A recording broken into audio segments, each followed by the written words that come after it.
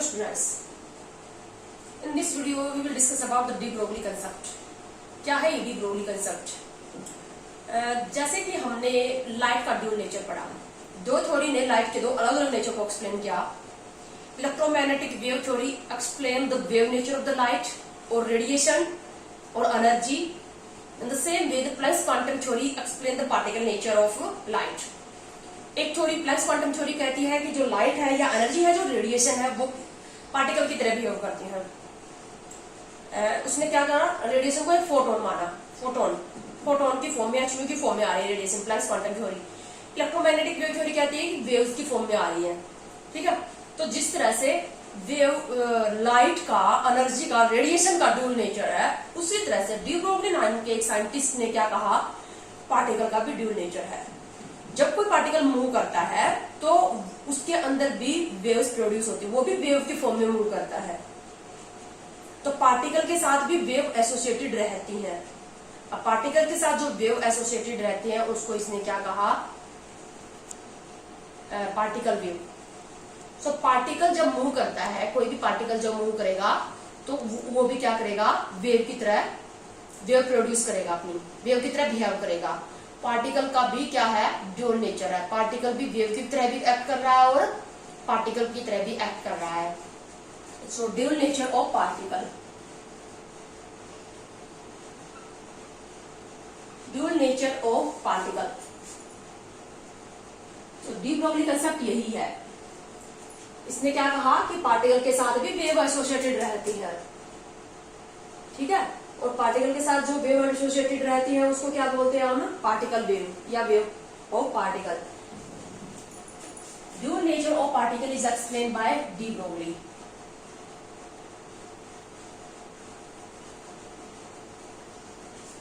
अब पार्टिकल है तो एक तो हमारे पास ये किसकी तरह का बिहेव कर रहा है, पार्टिकल की तरह, और दूसरा बिहेव किसकी तरह कर रहा है, ये वेव की तरह. अगर ये पार्टिकल की तरह बिहेव कर रहा है तो इसका कोई मास होगा, और मास होगा तो इसकी जो एनर्जी होगी, मास और एनर्जी के बीच में जो रिलेशनशिप है वो आइंस्टीन ने हमें दी थी, E = mc². आइंस्टीन इक्वेशन आपको पता है. मास और एनर्जी के बीच में energy it act as particle, then it's energy is equal to mc². Einstein equation है ये. और वेव की तरह जब ये बिहेव करता है तो वेव का क्या होगा, फ्रीक्वेंसी होगी, वेवलेंथ होगी.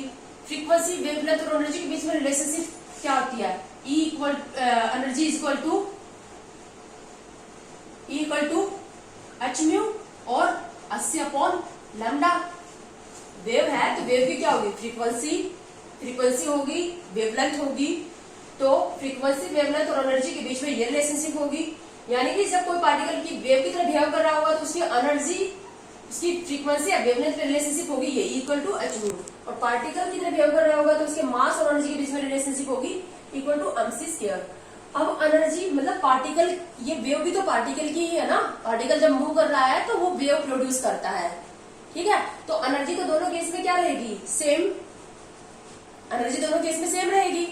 हम एक ही चीज को वेव भी बोल रहे हो, पार्टिकल भी बोल रहे हैं. इसी पार्टिकल के साथ ही वेव एसोसिएटेड होती है तो एनर्जी तो दोनों केसेस में क्या रहेगी, सेम. तो अगर मैं इसको दोनों एनर्जी को सेम कर दूं तो मैं यहाँ पर लिख सकती हूँ mc² is equal to 80/λ. Lambda क्या है, वेवलेंथ. c क्या है, वेलोसिटी ऑफ लाइट, और h क्या है, प्लैंक्स कांस्टेंट. c से कैंसिल आउट हो जाएगा तो हमारे पास क्या आ जाएगा, mc is equal to h/λ.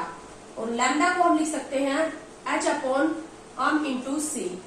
c को हम रिप्लेस कर देंगे, c तो है वेलोसिटी ऑफ लाइट, हम यहाँ पर c को रिप्लेस कर देंगे v से, velocity of particle, h/m into v. v क्या है, जिस वेलोसिटी के साथ, वेलोसिटी ऑफ पार्टिकल, जिस वेलोसिटी के साथ पार्टिकल मूव कर रहा है. m क्या है, mass of particle, mass of particle. और h क्या है, प्लैंक्स कांस्टेंट. ठीक है. तो और वेवलेंथ क्या है, लैम्डा क्या है, वेवलेंथ ऑफ पार्टिकल. जो पार्टिकल जो वेव प्रोड्यूस करता है, पार्टिकल जब मूव कर रहा है तो किसी भी वेलोसिटी के साथ जब पार्टिकल मूव कर रहा है, इस पार्टिकल का मास है m, तो वो जो मूव करेगा तो वो वेव प्रोड्यूस करेगा और उस वेव की वेवलेंथ तो ये पार्टिकल की वेवलेंथ होगी ना, और ये किसने निकाली? डी ब्रोगली ने। इसीलिए इस वेवलेंथ को पार्टिकल की वेवलेंथ के साथ साथ डी ब्रोगली वेवलेंथ भी बोला जाता है। इस वेवलेंथ को क्या बोला जाता है? D Broglie wavelength. तो डी ब्रोगली नाम के साइंटिस्ट ने क्या किया, पार्टिकल के साथ जो वेव एसोसिएटेड होती है उसकी वेवलेंथ निकालने का फॉर्मूला निकाला। इसीलिए इसको बोला जाता है डी ब्रोगली वेवलेंथ। बहुत ही इंपॉर्टेंट फॉर्मूला है, lambda equal to h upon m into v। Mass of particle, velocity of particle, Planck's constant, de Broglie wavelength या वेवलेंथ ऑफ पार्टिकल। अब देखो हम इलेक्ट्रॉन पढ़ रहे हैं। इलेक्ट्रॉन एक पार्टिकल है, एटम के अंदर electron, proton, neutron, alpha particle की हम बम्बार्डमेंट करवा रहे हैं वहां पर। तो ये सब पार्टिकल है, और पार्टिकल जब मूव कर रहा है तो वहां पर क्या करेगा, वो वेव उसके साथ वेव एसोसिएटेड होगी, वेव की फॉर्म में मूव करेगा। तो देखो मैंने आपको अभी थोड़ी देर पहले लास्ट वाले वीडियो के अंदर बोहर की एक ड्रॉबैक बताई थी कि बोहर ने क्या कहा था हमें कि न्यूक्लियस के चारों तरफ सर्कुलर पाथ बने हुए हैं, और उन सर्कुलर पाथ में इलेक्ट्रॉन क्या कर रहा है, सर्कुलर वे में मूव कर रहा है। जबकि डी ब्रोगली क्या कह रहा है, इलेक्ट्रॉन एक पार्टिकल है, और पार्टिकल जब मूव करेगा तो वो वेव की तरह मूव करेगा। यानी कि इलेक्ट्रॉन सर्कुलर फॉर्म में मूव नहीं कर रहा, इलेक्ट्रॉन तो एक वेव की फॉर्म में, इस तरह से वेव की फॉर्म में मूव कर रहा है, ये वेव। ठीक है, तो देखो ये डी ब्रोगली के अकॉर्डिंग। तो ड्रॉबैक आ गई बोहर मॉडल की सामने। बोहर के अकॉर्डिंग इलेक्ट्रॉन सर्कुलर वे में मूव कर रहा है, बट डी ब्रोगली के अकॉर्डिंग इलेक्ट्रॉन जो मूव करेगा तो वो वेव की तरह मूव करेगा। तो अगर हमें यहाँ पर क्या दे दिया जाए, इलेक्ट्रॉन की वेलोसिटी दे दी जाए, इलेक्ट्रॉन की वेलोसिटी निकालने का फॉर्मूला मैंने बताया था। किसी भी ऑर्बिट की इलेक्ट्रॉन, किसी भी ऑर्बिट के अंदर इलेक्ट्रॉन प्रेजेंट है तो उसकी वेलोसिटी निकालने का फॉर्मूला हम कर चुके हैं मॉडल ऑफ एटम के अंदर। तो वेलोसिटी हमारे पास होगी, मास ऑफ इलेक्ट्रॉन पता होगा, h पता होगा, तो हम वेवलेंथ निकाल सकते हैं ना। इलेक्ट्रॉन के साथ जो वेव एसोसिएटेड होगी तो उस इलेक्ट्रॉन की जो वेव्स होंगी उसकी वेवलेंथ यहां से निकाल सकते हैं हम। ठीक है, तो यहां पर क्या होता है, अब जो वेवलेंथ है हमारे पास, वेवलेंथ आप देख रहे हो मास की इनवर्सली प्रोपोर्शनल है। अगर किसी पार्टिकल का मास ज्यादा होगा तो उसके साथ जो वेवलेंथ एसोसिएटेड होगी, वेव की जो वेवलेंथ आएगी वो कम आएगी। मास अगर ज्यादा होगा, मास अगर हाई होगा तो लैम्डा क्या आएगा, लो आएगा। तो जो मैक्रोस्कोपिक पार्टिकल होते हैं ना, मैक्रोस्कोपिक पार्टिकल, मैक्रोस्कोपिक पार्टिकल का मतलब विच हैव हाई मास, जिनका मास क्या होता है, हाई होता है। मैक्रोस्कोपिक पार्टिकल, अब जैसे कोई बॉल है, हम बॉल को फेंकते हैं तो वेव तो उसके साथ भी एसोसिएटेड होती है। कोई गाड़ी है, गाड़ी मूव कर रही है तो वेव तो उसके साथ भी एसोसिएटेड हो रही है। हम मूव कर रहे हैं तो हमारे साथ भी वेव एसोसिएटेड होती है। बट ये सब मैक्रोस्कोपिक में आ गई। अब इलेक्ट्रॉन, प्रोटॉन, न्यूट्रॉन तो माइक्रोस्कोपिक पार्टिकल है। तो क्या होगा, जैसे कोई बॉल है हमारे पास, या हम मूव कर रहे हैं, या कोई व्हीकल मूव कर रहा है, तो उसके साथ जो वेव एसोसिएटेड होंगी मैक्रोस्कोपिक पार्टिकल के साथ, उनका मास हाई होने की वजह से उनकी जो वेवलेंथ है उसकी वैल्यू यहां से हम मेजर करेंगे, मास यहां पर पुट करोगे, मास उनका हाई होगा, वेलोसिटी भी क्या होगी, एक सिग्निफिकेंट वैल्यू रखेगी। तो मास हाई होने की वजह से यहाँ पर लैम्डा की वैल्यू इतनी लो आएगी कि उसको हम सिग्निफिकेंटली मेजर नहीं कर सकते। डी ब्रोगली कंसेप्ट की आप ये ड्रॉबैक कह सकते हो कि it is applicable only for microscopic particle. Macroscopic particle की वेवलेंथ बहुत कम आएगी, जिसको हम सिग्निफिकेंटली मेजर नहीं कर सकते, because microscopic particle have high mass and they have too low wavelength which can't measure significantly।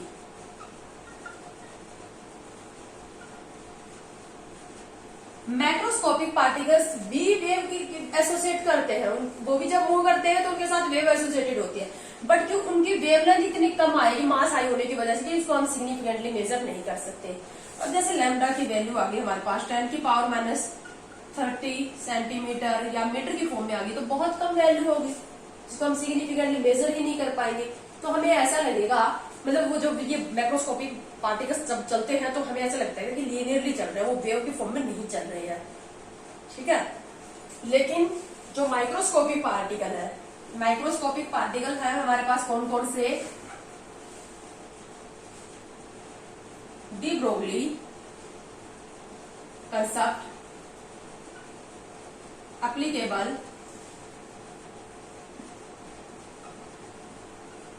only for microscopic particle. Microscopic particle like which have low mass, electron, proton, alpha particle, etc. Electron, proton, alpha particle यानी कि atom के अंदर जो particle होते हैं उनके लिए applicable रहेगा, क्योंकि वहां पर मास क्या होता है? लो होता है। मास लो होगा तो वहां पर डी ब्रोगली कंसेप्ट का यूज करके हम उनकी वेवलेंथ सिग्निफिकेंटली मेजर कर सकते हैं। ठीक है, तो डी ब्रोगली कंसेप्ट की हम ये ड्रॉबैक भी कह सकते हैं कि माइक्रोस्कोपिक पार्टिकल की वेवलेंथ हम डी ब्रोगली कंसेप्ट से नहीं निकाल सकते, क्योंकि निकाल तो लेंगे लेकिन वो कोई सिग्निफिकेंट वैल्यू नहीं आएगी। ठीक है, तो microscopic particle, electron, proton, alpha जैसे पार्टिकल जो होंगे उनकी वेवलेंथ हम, उनका मास हमारे पास पता होगा, वेलोसिटी में दे दी जाएगी, h की हमें वैल्यू पता है तो वेवलेंथ निकाल सकते हैं। ठीक है, अब एक बार हम क्या करेंगे, इलेक्ट्रॉन, प्रोटॉन और अल्फा पार्टिकल के मास और चार्ज का कंपेरिजन कर लेते हैं।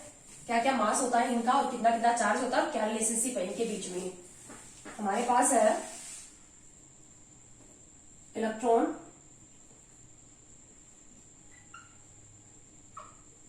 इसको हम E नेगेटिव से भी लिखते हैं। दूसरा है हमारे पास प्रोटॉन, प्रोटॉन को हम P से लिखते हैं, या हम इसको H11 से भी लिख सकते हैं। और हमारे पास है अल्फा पार्टिकल, अल्फा पार्टिकल को हम He++ से, हीलियम आयन से भी रिप्रेजेंट करते हैं। मास कितना होता है इलेक्ट्रॉन का? जो मास है वो 9.1 into 10⁻31 kilogram. Mass of proton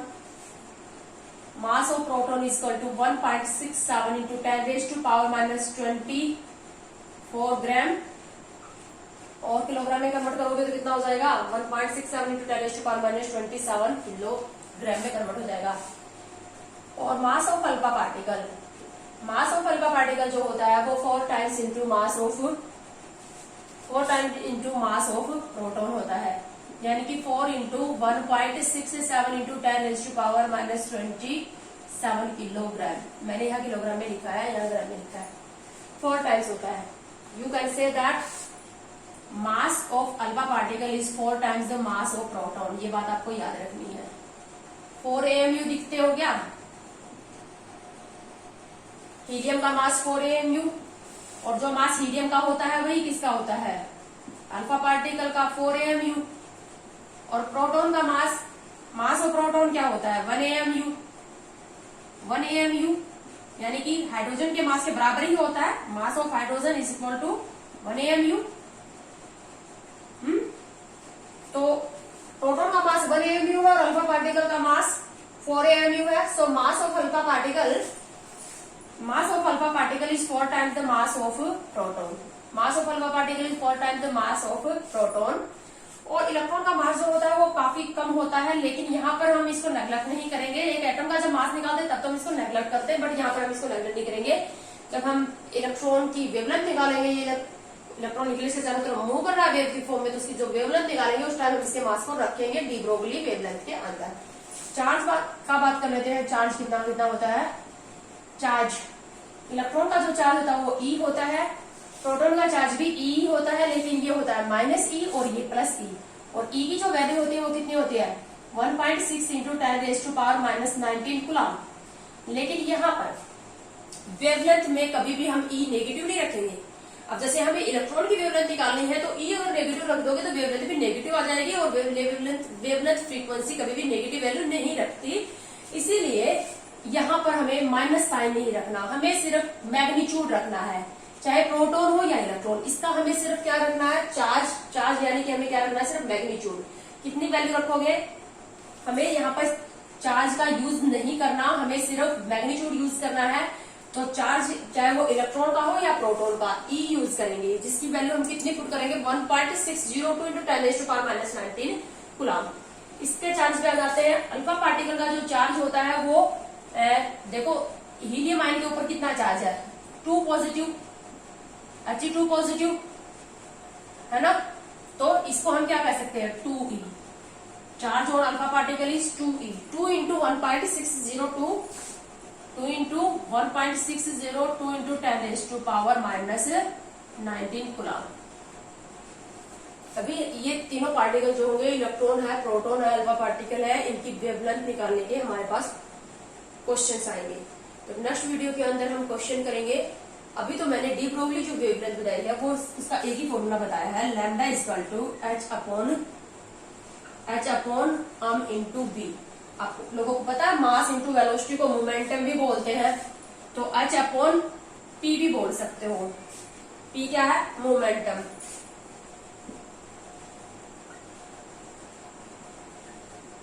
momentum, तो अगर आपको मोमेंटम दे दिया जाए, इलेक्ट्रॉन प्रोटॉन अल्फा पार्टिकल जैसे मोमेंटम दे दिया जाए तो आप इस फॉर्मूले का यूज करोगे। मास और वेलोसिटी दे दी जाए तो आप इस फॉर्मूले का यूज करोगे। काइनेटिक एनर्जी और पोटेंशियल एनर्जी की फॉर्म में भी आता है वेवलेंथ निकालने का फॉर्मूला, जिसको हम नेक्स्ट वीडियो में लेंगे। इस वीडियो में हम इतना ही लेंगे, बाकी के न्यूमेरिकल्स और नेक्स्ट जो फॉर्मूले आएंगे काइनेटिक एनर्जी और पोटेंशियल एनर्जी की टर्म में, उसको हम नेक्स्ट वीडियो में स्टडी करेंगे। आज में इतना ही।